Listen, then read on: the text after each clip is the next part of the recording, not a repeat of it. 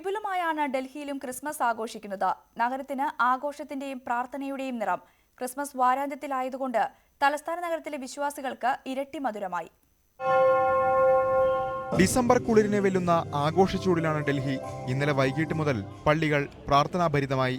നഗരത്തിലെ എല്ലാ ദേവാലയങ്ങളിലും പ്രത്യേക കുർബാനയും തീക്കായൽ ഉൾപ്പെടെയുള്ള ചടങ്ങുകളും നടന്നു.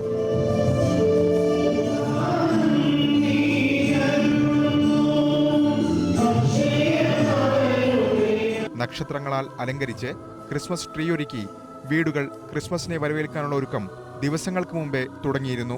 ആർക്കേപുരം സെന്റ് തോമസ് ദേവാലയത്തിൽ നടന്ന പ്രത്യേക പ്രാർത്ഥനകൾക്ക് ഇടവക വികാരി പയസ് മലയക്കണ്ടത്തിൽ മുഖ്യകാർമ്മികത്വം വഹിച്ചു. നൂറുകണക്കിന് വിശ്വാസികൾ പങ്കെടുത്തു.